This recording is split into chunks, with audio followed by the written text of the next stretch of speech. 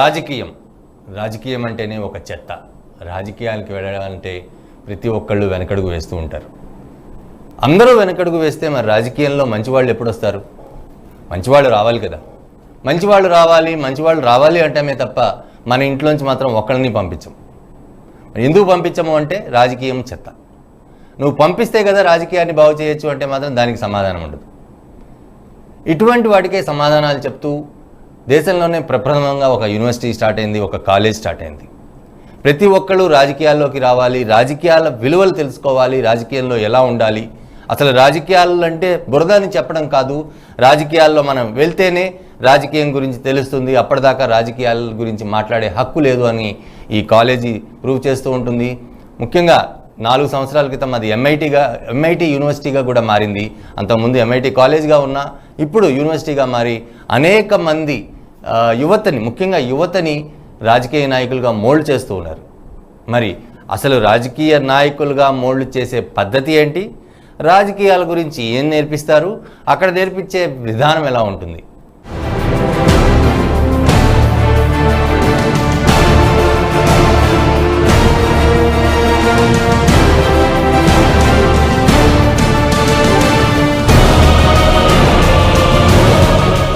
రాజకీయాల్లో రాణించాలంటే, జనాలను ఆకట్టుకోవాలంటే మంచి వక్త కావాలి, సందర్భోచిత ప్రసంగాలు చేయాలి, వివిధ అంశాలపై పరిజ్ఞానం పెంచుకోవాలి, దేశ ప్రపంచ రాజకీయాలను గమనిస్తుండాలి. ఇవన్నీ చేయడం అంత సులభం కాదు. అయితే ఇప్పుడు భవిష్యత్ రాజకీయ నాయకులను తయారు చేసే కాలేజీలో చేరితే మటుకు చాలా సులభం అవుతుంది. భవిష్యత్ రాజకీయ నాయకులను సృష్టించే మొదటి పాఠశాల మన దేశంలోనే ఉంది. అది MIT స్కూల్ ఆఫ్ గవర్నమెంట్. ఇలాంటి స్కూల్ ఒకటి ఉందని చాలా మందికి ఇప్పటికీ తెలీదు. ఈ పాఠశాల మహారాష్ట్రలోని పూణేలో ఉంది. 2005లో ఈ స్కూల్ ప్రారంభమైంది. ఇది పొలిటికల్ లీడర్షిప్ అండ్ గవర్నమెంట్లో 2 సంవత్సరాల మాస్టర్ ప్రోగ్రామ్ను అందిస్తుంది. 2 సంవత్సరాల మాస్టర్స్ డిగ్రీ అనేది ఒక అనుభవపూర్వక అభ్యాస కార్యక్రమం. మొదటి సంవత్సరం ప్రధాన అధ్యాపకులు, విజిటింగ్ ఫ్యాకల్టీలు, రాజకీయాలు, సామాజిక, బ్యూరోక్రసీ, న్యాయ వ్యవస్థ, మీడియా, కార్పొరేట్ ప్రముఖులు వచ్చి క్లాస్ రూమ్లో ఉపన్యాసాలు ఇస్తారు. నాయకత్వం, రాజకీయాలు తదితర అంశాలపై లెక్చరర్లు ఇస్తారు. సందేహాలకు సమాధానాలు ఇస్తారు. ఉపన్యాసాలతో పాటు ఫీల్డ్ విజిట్ ఉంటుంది. స్టడీ టూర్స్ కూడా ఉంటాయి. 2వ సంవత్సరం నియోజకవర్గాల్లో సమస్యలు, వాటి పరిష్కార మార్గాలు, NGOలతో సమావేశం, రాజకీయ నాయకులు, వివిధ పార్టీల కార్యాలయాల పనితీరు తదితర అంశాలపై శిక్షణ ఉంటుంది.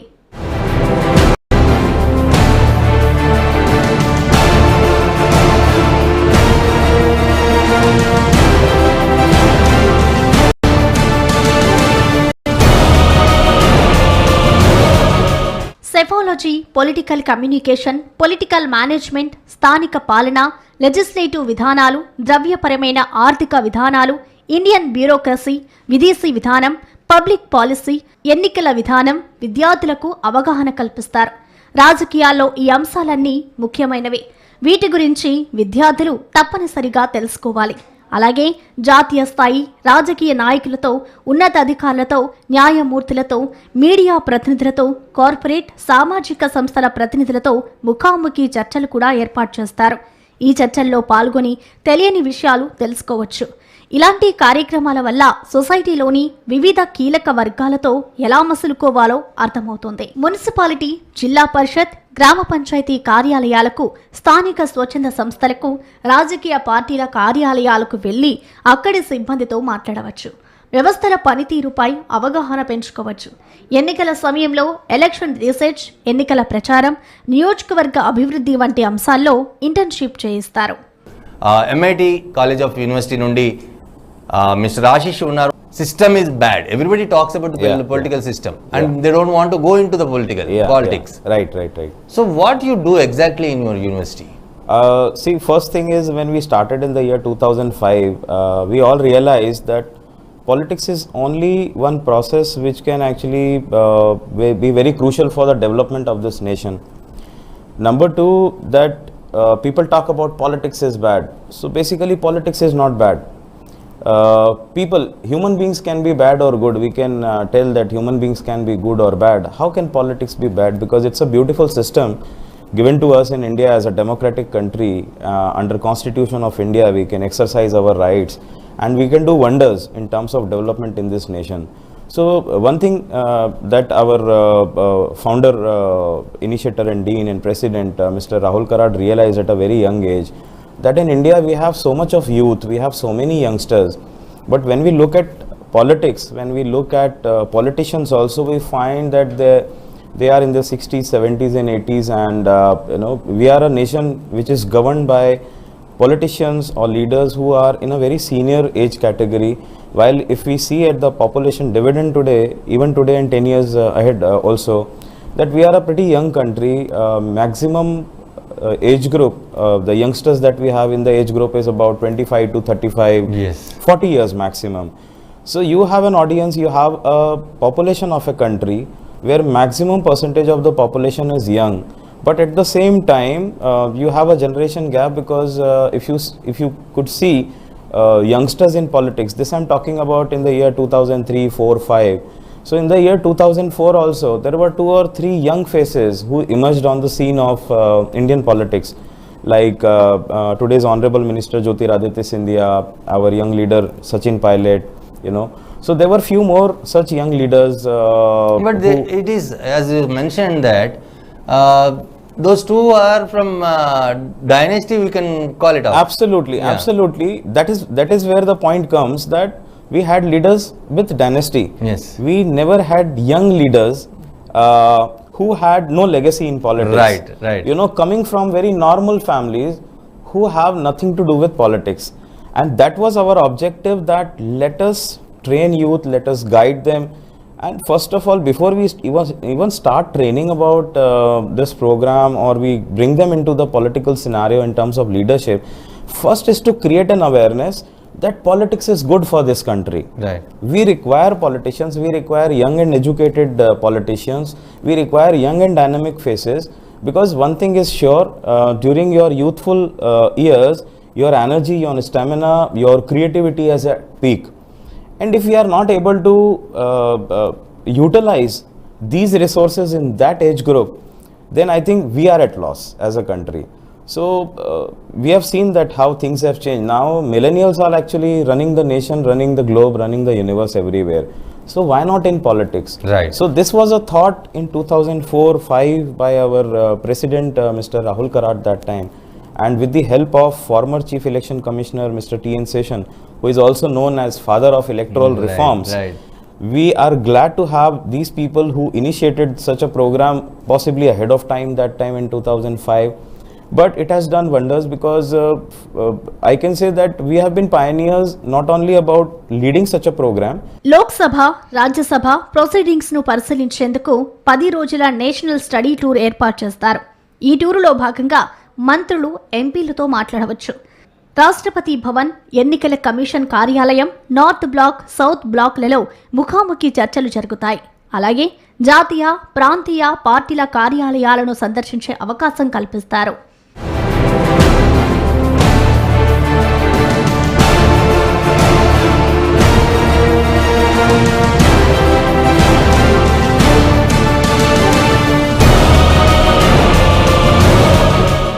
ఈ స్పెషల్ ఫోకస్లో ఓ బ్రేక్ తీసుకుందాం.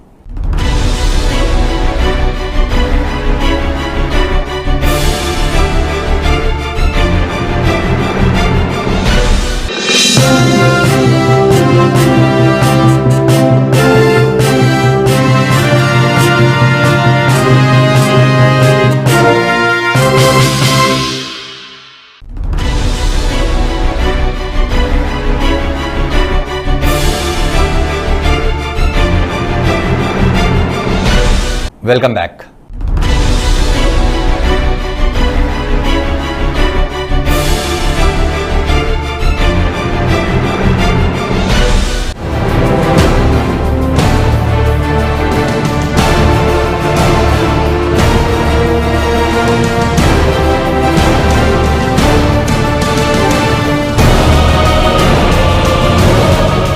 ఈ స్కూల్లో శిక్షణ ద్వారా భారతీయ రాజకీయాల గమనాన్ని అర్థం చేసుకోవచ్చు. ఎన్నికల ప్రచారం నిర్వహణ, కొత్త పోకడలు, నియోజకవర్గ అభివృద్ధిని అంచనా వేయొచ్చు. ప్రభుత్వ పనితీరును అర్థం చేసుకోవచ్చు. వివిధ మంత్రిత్వ శాఖల పాత్ర, వాటి బాధ్యతలను అర్థం చేసుకోవచ్చు. లోక్సభ, రాజ్యసభ చర్చలు జరిగే తీరు, పార్లమెంట్ లేదా అసెంబ్లీలో బిల్లు ముసాయిదాను రూపొందించి సమర్పించే విధానాన్ని తెలుసుకోవచ్చు. బడ్జెట్ తయారీ ప్రక్రియ ఎలా ఉంటుందో, ప్రణాళికా సంఘం పాత్రను ఏమిటో అర్థం చేసుకోవచ్చు.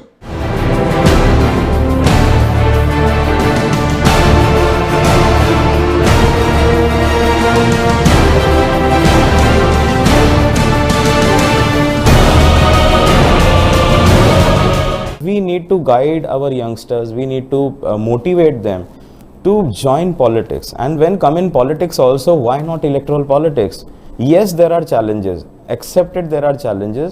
If we see one last decade, we will find that so many youngsters, in fact, who have studied abroad in different international universities and institutions, have come back and they have been very successful sarpanch in our country. So Gram Panchayat being the lowest tier of local self-government, the kind of autonomy they have, the kind of freedom and creativity they have, that they can bring changes. And as we say, can I talk in Hindi also? Yeah, please. So एक कहावत है कि हमारा देश जो है, भारत देश जो है वो गांव में बसता है.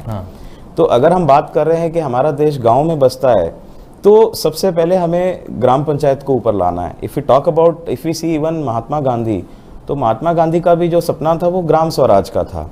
तो कोशिश ये थी कि पहले ग्राम पंचायत को एम्पावर किया जाए, उसके बाद ग्राम सभा, और आगे बढ़ते बढ़ते ज़िला परिषद, और फिर हम शहर की बात करें. आज भी चुनावों के समय जो बात होती है वो यही होती है कि हमारे 80% वोट जो आते हैं चुनाव के दौरान वो ग्रामीण भाग से आते हैं, तो गाँव से आते हैं. So basically politics is nothing like it is meant for only rural or it is meant for urban. Politics is meant for everybody, and we are trying to make understand people that politics is, if you consider yourself as Indian, आप अपने आप को भारतवासी, हिंदुस्तानी समझते हैं, तो politics तो आपका पार्ट है ही. आप उसको डिनाई नहीं कर सकते कि आप पॉलिटिशियन नहीं हैं, आप पॉलिटिक्स में आपका कोई संबंध नहीं आता. Because politics is nothing but a tool for development. Right. So one of our honorable leaders, Nitin Gadkari ji, has given a beautiful definition. He has often come to our college also. Yeah, I've seen that Gadkari ji giving a lecture on that. Yeah. So very finely he has defined it, that politics is the most powerful tool for development of the nation, and it is a wonderful thing. So then, if it is a powerful tool for the development of nation, why are we so cynical about it? We have doubts, we have suspicions about what politics is. So I would say politics is a beautiful thing that has come to this country. So we need to change our mindset. We need not to change politics of the system. We need to change our mindset. And if we can train our youth in this field, we can guide them in this field. I think sky is the limit. Talk about the village development. Yeah. So what is that syllabus for the village development, and what is the syllabus for next urban level development? Okay. See, in politics, actually, in the political leadership and government, when we talk about, there are 5 or 6 focus areas. So I'll start with that and come to Gram Panchayat. Yes, so the first focus area today, because there's another thing, that politics is also changing. Political scenario is changing. So we had a system where we had 2 major parties, then we had 3 parties. So finally today we see that in Indian political scenario, it is not about national political parties, but regional political parties are evolving wonderfully in different states based on language, culture and all. And they are kind of taking major active role in politics. So politics is also transitioning, I would say. It is transforming for good, definitely. So in that process, politics, there are certain areas in politics which makes it a complete system. So first of them is like political management. So when we talk about political management, it covers political communication. A very simple thing, you tell any common man to write a letter to any of the department for that matter, or you address it to one of the state ministers. I can tell you that 90% or rather 99% do not know how to address it. Yeah. So they will write it like a personal letter. Dear so and so, Shri so and so, and they will put it. So the way we teach corporate communications in the corporate world for business, we have a legal language in the law field. Similarly, in politics, you have political communication. Yes. So, how do you address a letter? What are the protocols when you are addressing a chief minister, a speaker, governor, ministers, or you are addressing your MLA? So, this is a very crucial part. Language is not a barrier. It can be in the local language. Like if you talk about Telangana in this place, very well, all the correspondence is in Telugu. But the point is that are we following the protocol? Because my problem may be garbage management, my problem may be related to traffic woes, it can be something at the very local level, maybe street lights for that matter. But how do I address it in terms of communication? So this is one part. Second is, which has picked up over last few years, is media management. Okay. Media management in a sense that in politics there's a lot of value to brands. Yes. So when I'm saying brands, I mean human beings. So every human being in politics, if we use the term politician, so they are themselves brands in a space called politics. So definitely we have seen that it is happening for many decades, that politicians have to take care of their image also, and they have to make sure that whatever they want to communicate, the same thing is heard by the audience. So there's something, a term in communication called noise. So here we have to make sure that we are not creating noise. Whatever I want to communicate, the same thing is communicated, and people are able to understand that, the other audience. So it's a very crucial part of politics. Then you have, constituency. Now, entire politics is driven by constituency, and here is the answer for even Gram Panchayat. How do you manage a constituency? And then how you develop a constituency? So a Gram Panchayat is the smallest form, lowest form of tier in the government, and it itself forms a constituency for that matter. So we also cover this, that what are the indicators that you identify and you come to know that this particular Gram Panchayat is well governed. Because at the level of Gram Panchayat, the best part is it has got a lot of autonomy. They get funds from the government, and then government will devise many schemes, and that schemes are actually very helpful to these Gram Panchayat. So if we take case of any one state, they will devise these schemes. Now we have also noticed that in spite of many people being in politics, even in Gram Panchayat there is not that kind of awareness. People are not aware that so many schemes have come, because it will never reach the people in the right mode. I mean, my personal experience, I have seen 10-15 years back that any such schemes or some things will come. If we see the local newspapers, national newspapers, it will be on page number 17, or if it's a big paper, page number 26. So as a matter of fact, we spoke to a lot of people, and we asked them, do you read page number 16, 17 or whatever is the total summary of the pages? And we were shocked to know that not many people read it. Only people who mean business are reading it there. So the point is that even in Gram Panchayat, until unless they are really aware that what are the schemes, and many of these schemes have got certain timelines. It's not like one scheme has come today for some development in Gram Panchayat, say something related to coming out with developing a pond for the, because when we have monsoons, seasonal monsoons, we want to collect water. So we want to create artificial ponds so that the water is available. So now that scheme not necessarily is available for 5 years. So these people are not at fault, but the point is then who will come to know and how. So this is also one part, that to create awareness that now no doubt we are in a phase of e-governance and everything is driven by portals and websites, and thankfully India has got one of the best internet networks, broadband in the country, in the world if we compare it, and also one of the lowest cost, I would say. We provide that. In spite of all that, there are examples where 30 to 40 kilometers from a major city, you will find villages are cut off during monsoons. They are cut off with internet, sometimes with even GPS network. We cover all the tiers of government. Sometimes some people understand it as 3-tier structure.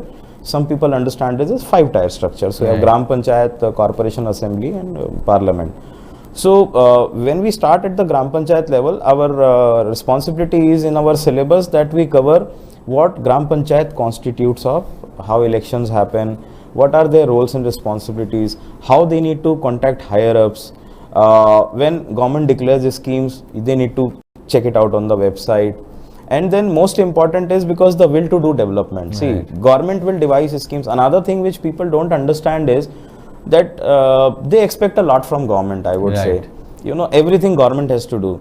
See, government can devise schemes, government can provide funds for that, but you require manpower at the grassroots level who will come and execute it, implement it, and that is where the role of villages are important, not just Gram Panchayat. So that awareness we try to create with them that, you need to come together. Government is providing those things, but you have to take it, you have to implement it, and you should be like stakeholders for that. Right, okay. And that is what we do in Gram Panchayat. So our system is semester system. Yeah. So in 4 semesters, 2 years. Yes. What is the subject? What are the subjects? Sure. What is the syllabus? And only theoretical part. Because politics cannot be taught only in the room. Absolutely. That is why ours is one of the unique initiatives in a way that it's an experiential learning program. We don't call it a theoretical or a conservative regular teaching program. So I was talking about focus areas I come to system. So first is political management, I talked to you. Second was constituency development management. Third is elections management. Because in India, elections happen possibly every week in this nation somewhere at some tier of government. So, and election is very important. I mean, you can't survive without election. That is what politicians say, that we are here because of elections. Yes. So, political parties, the various state governments at various levels, municipal corporations, everybody is at stake if elections are not there. So, election management system covers like, how you need to start preparing for elections. Distributing tickets, finalizing is a different thing altogether. First thing is you need to know in your constituency how you handle elections. What are the requires, needs, wants and all demands. Then you come to having a strategy which we call campaign. What kind of campaigns you will have, how you will drive that. Then you come to maybe booth management, which has become very important, and we have seen in last 2 tenure of the current government. In fact, I would say BJP has been pioneer in redefining what booth management is all about. So it's a wonderful thing. So booth management is very important. How do you design an election manifesto? It's not that today I get up, I speak to some people and then we draft 5 points and we say it is election manifesto. No. You have to have a detailed research in your constituency, in your state, and then come out with some finer points that what exactly you need to present. So election manifesto, post-poll analysis, we all know people are hooking to the channels and all to know that what percentage. Then next is international relations. Why? Because as a country today, we cannot be aloof.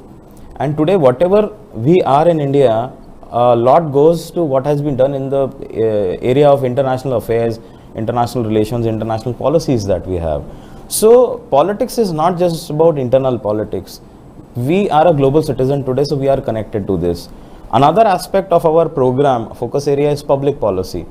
We are not focusing on public policy entirely, but public policy, why? Because without having knowledge of public policy, how do you do research in any area, any vertical, any ministry you take? You need some understanding about public policy. So these are crucial areas. Then we also cover another area like, role of NGO in government. Because as I said, government can devise everything, government will do everything for you, but government will not come and implement at the grassroots level. You require a set of people and NGOs who will be able to do. So role of NGO is very important. And now even role of media for that matter. Because whether it is a politician, whether it is an active citizen, media is a very important tool for every Indian citizen here. So how do you make use of media also? Because media can do wonders. People always talk about different things, but I would say media is a wonderful tool given to us where we can utilize it. So if you are doing any good development in your area, you can always take help of the local media, and I am of firm belief that media will come and support all your good deeds. So this is in nutshell about the focus areas of the program. Now coming back to considering it as an experiential learning program, we have devised 4 semesters, 2 years. So first year is purely college based. So it's like classroom based, I would say.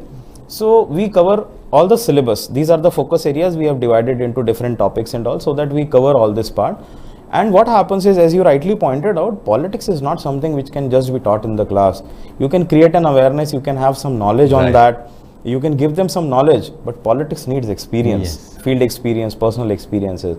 That is where what we do, even in the first year itself, we take our students to different Gram Panchayat, some model village. We'll also take to a village where development is not happening because you need to do comparative studies. Right. No, you need to know between good, bad, better, best, all that, so that you know where to start and where to end.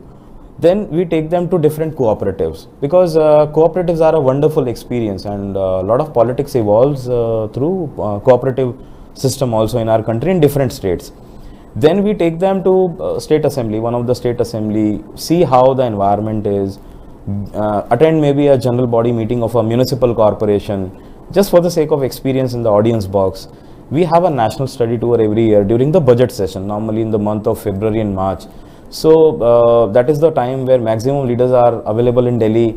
The session is going on. Right. So we get an opportunity to interact with lot of leaders, cross section. See, point is not about ideology. The point is about understanding leadership, understanding politics from different points of view, from different ideologies. Right. So you meet people from national parties, Congress, BJP, NCP and so on. Then you meet regional parties, their leaders there.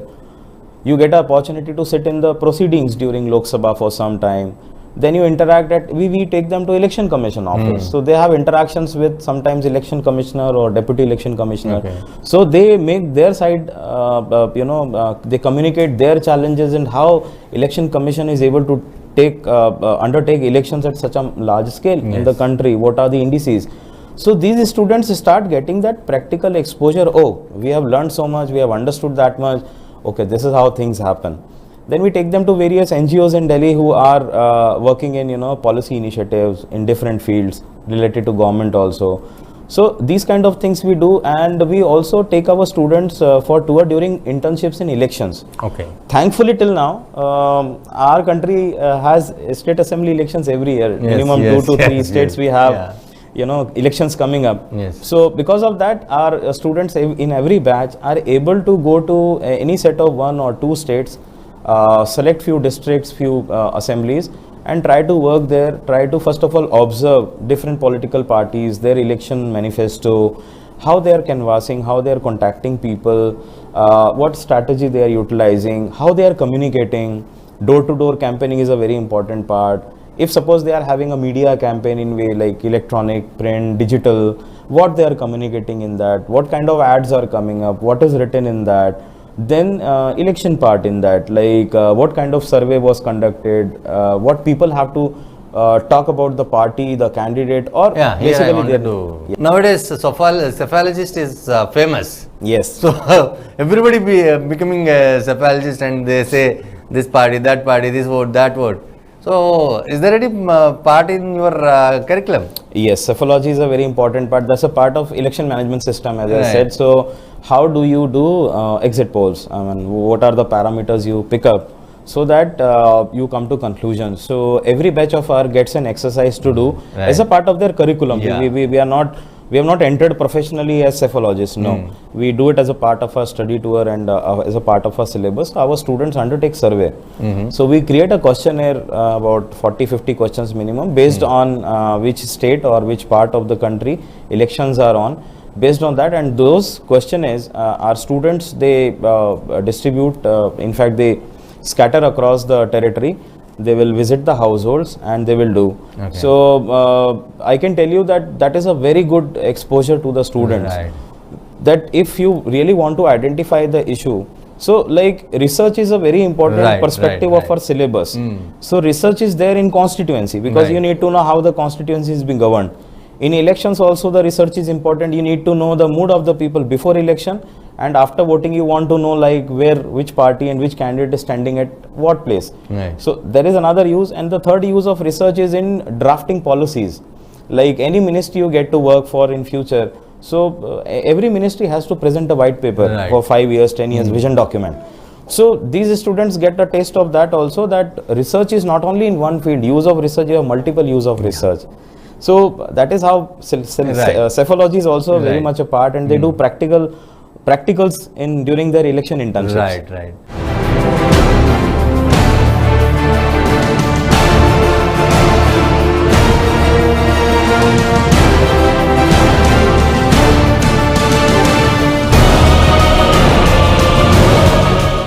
ఈ special ఫోకస్లో ఓ break తీసుకుందాం.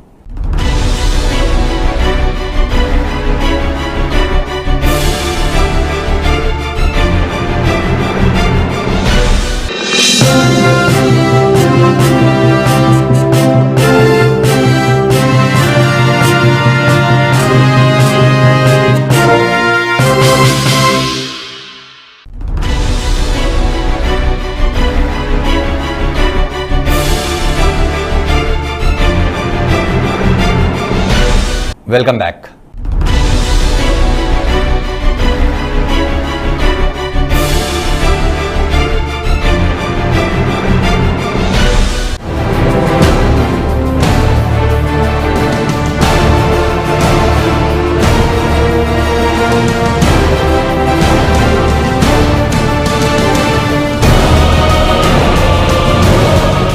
ఈ రాజకీయ పాఠశాలలో 2 ఏళ్ల PG course చేస్తే రాజకీయాలపై చాలా వరకు అవగాహన పెరుగుతుంది. భవిష్యత్తులో రాజకీయ నాయకులుగా మారవచ్చు. రాజకీయాల్లో చురుగ్గా ఉంటూ ఎన్నికల్లో పోటీ చేయవచ్చు. క్రియాశీల రాజకీయాల్లోకి రావాలని ఆకాంక్షించే ప్రతి విద్యార్థి తప్పక చదవాల్సిన కోర్స్ ఇది.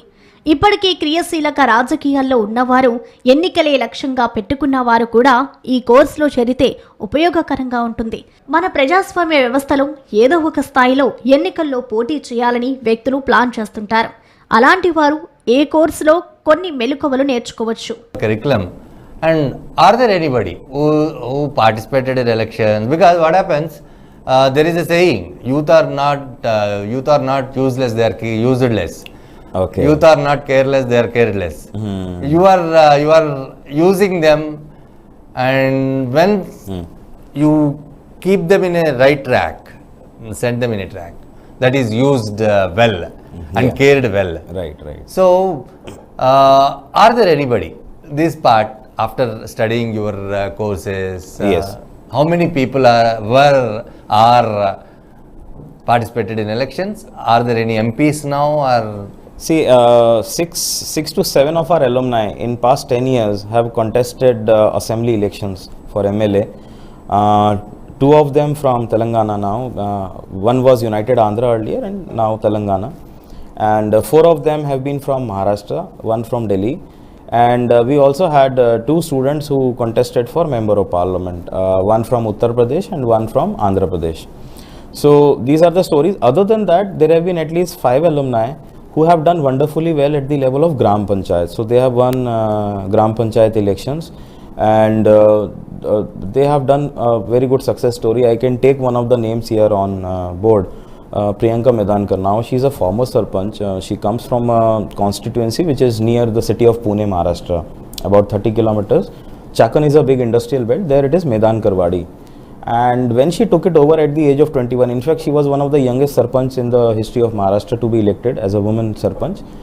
And when she took over, I can tell you as a success story, you can our viewers can also Google it there, that when she took it over, there were no roads, proper roads. It was all muddy roads. There were no water taps in the village. There were no street lights. And this has come in media also. It has been covered very well.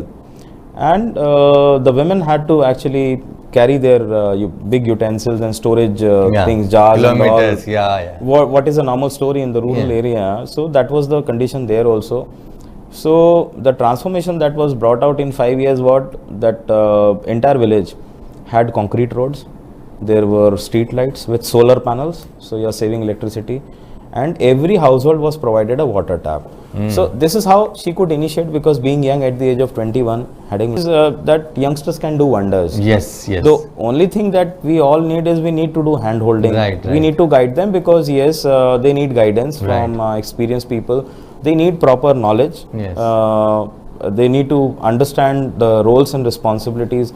They need to draw the lines also somewhere, that within that framework, as per Constitution of India, what best we can do. Yes. So these are some of the success stories of our alumni. One of our alumni from 3rd batch, Mr. 𝗟𝗺𝗺𝗃𝗁𝗃 Poonawalla, is now National Spokesperson of Bjp. Yes.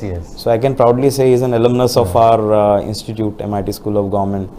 So there are some more who are at the national body in BJYM, the youth wing of BJP. We have one of our alumni who is the General Secretary of Indian Youth Congress also. So irrespective of ideologies, a lot of alumni are doing successful work. We have one of our alumni from 4th batch, Mr. 𝗍𝗃𝗁𝗃. Now he is a chairperson, president of North Goa Zilla Panchayat. He is secretary of BJP party in Goa. Okay. So students have started emerging in a span of now. So we have completed 17 years. Our 17th batch is on, and now we're looking forward to start our 18th batch in the month of August. So I can say that in a journey of 17 years, our students have evolved gradually in politics, because as I said, it is not like conventional programs. I don't want to coin any particular program that you complete the program and here you are a leader. Politics evolves through transformation, through transition, and you need time for that. There is a gestation period, I would say, in politics. Right. So best part is, in India, people are embracing politics, youth are embracing politics, and I'm talking about those youth and students who have no political legacy. They don't feel to go into that. How many students every year you are getting in your... See, our average batch size is 40 to 45 easily. We have a batch strength. We take up to 60 students. Okay. Because, this kind of program, you can't have a mass scaling. Right. It cannot happen that way. Every student, we always say at our institute that every student himself or herself is a case study, a unique mindset, unique ideology. The best part is that even in a batch size of 45 students, we have a representation of minimum 12 to 15 states. So we make sure that it's not about the commercial part of filling seats. I'm sorry to comment on that. I understand that. But it is about representation of India. Right. That we have students from minimum 15 states. So something they are anyway learning as a part of the political leadership and training program. And second is, they are understanding culture of 14 different states apart from their own language, food habits. We have seen that naturally they are students. In next 5-10 years they get married. So you find students coming from different states, meeting each other, going to their homes in their territory. So the experience, we can just imagine the experience that they get. One is a political learning, fine. Second is they're absorbing culture of 14 different states, 15 states in India during their learning at the campus also. So that is something which is a value addition. Is there any special criteria for the students to join in your college? It's a normal criteria as per UGC. So any graduate with 50% aggregate marks can apply for the program.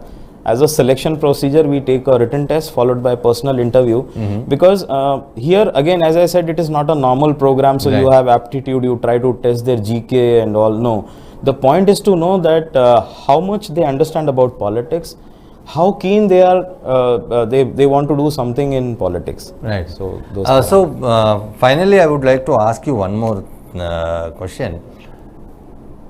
When we think about EQ, IQ and EQ, you see only UQ or IQ? What do you see exactly? No, there's another term called EQ. We also have to see that. There is RQ. We have to see that. There is SQ. So there are a lot of Qs now. So IQ is not that keen, but as an individual, your emotional quotient, your spiritual quotient, I would say, are very important. Because you need to have a balanced mind of state, and most important is you have to be passionate, because as we were discussing initially, politics is 24/7, 365 days. You can't work anything you can't be successful in politics if you are looking at the clock. If you are working as per the watch, I'm so sorry to say, then politics is something which is 24/7. You have to be passionate about it. So that's it. If I rest, I rust. Yes. So this is really happy to know that there is a college, there is a university about to teach politics or political life. Now, in way, not the political science, it's a political life. Yes, political leadership. Political science is all theoretical. So you can study a lot of political theories, and now because of the transition that is happening in politics, frankly speaking, the theories of 18th and 19th century will actually are not too useful in the day-to-day challenges of political leadership. So I'm so happy to know all these things, and we'll look forward. Our people also come to your university and they learn a lot about the life of the politics, and they become a good politicians. Thank you very much, sir. Thank you so much, sir. Thank you for the time. So, politician అవ్వాలి అంటే ఏదో 10 to 5 job కాదు. ఇది 365 రోజులు 24 గంటలు పనిచేస్తేనే politician అవుతారు అలా అని చెప్పేసి చెడ్డ రూట్లో కాకుండా మంచి రూట్లో అసలు పొలిటికల్ థింగ్ అంటే ఏంటి, పాలిటిక్స్ అంటే ఏంటి, ఇవన్నీ నేర్పించడానికి మనకి యూనివర్సిటీ పూణేలో స్టార్ట్ అయింది. దాదాపు 17 సంవత్సరాలైన ఈ యూనివర్సిటీలో ఇప్పటికీ చాలామంది అనేక మంది తమ ఆ చదివి రాజకీయాల్లో తమ నిరూపించుకుంటున్నారు. తమ అంతా కూడా ఎక్కడ చూసినా కూడా పాలిటిక్స్ని తిట్టకుండా తమ సత్తా చాటుతున్నారని కూడా మనం తెలుసుకోవచ్చు.